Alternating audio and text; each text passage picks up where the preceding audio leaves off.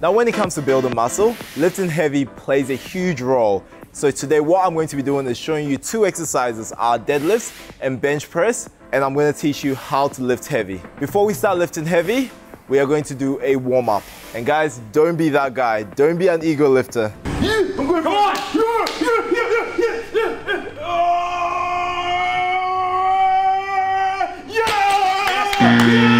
Now let's get to the warm-up phase. I like to start off with something nice and light. Usually I will get up to a 330 kilo deadlift, but I do not start off straight away with a 330 kilo deadlift. Start off with a nice 60, just to get my muscles nice and warm. I go through some stretches to try and avoid injury before I progress into my weights. Always progress gradually. Here I'm going to be doing the sumo deadlift. I gotta make sure my hip flexors are good. I would always start by pushing my knees out, pushing through my heels, bracing my core, and keeping my hands straight. So over here, just with a double overhand grip, keeping my chest up, pushing my hips in, squeezing my glutes.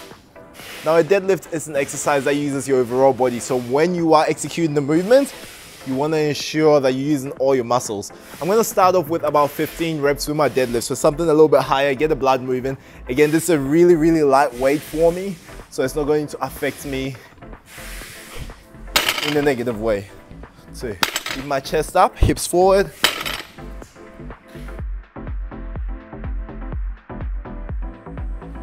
Awesome. So after I've done a few reps, got the muscles a little bit warm on a light weight, so it's not too challenging, I'll start off with some stretches.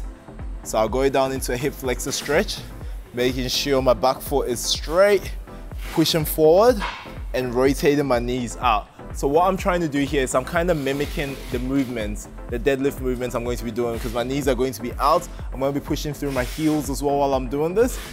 Again, it's just preparing the muscles for what I'm about to go through. So that's literally what I'm doing with my warm-ups. So I'll do that for both legs.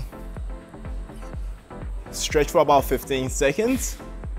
Then I'll go into also a nice deep little squat as well. When I go for my deep squat, since I'm going with a wider stance for my deadlifts, I'm going to go into a wider stance. After that, I want some sort of movement there to just make sure my joints are used to it. Now the reason I'll do that is when I go into a wider stance deadlift, I am going to be coming down nice and low, but I do not want to be sitting here while I'm doing my wide stance deadlift. It is going to make me feel a lot weaker. So I want to be able to sit here nice and comfortable with my hands out straight and my core switched on, pushing my hips forward to lock the weight. Make it nice and easy for myself too. So if I get my hips, my hip flexors mobile, my joints mobile, and the muscles actually in the motion that the exercise is going to be done, it makes it so much easier for me to execute the movement.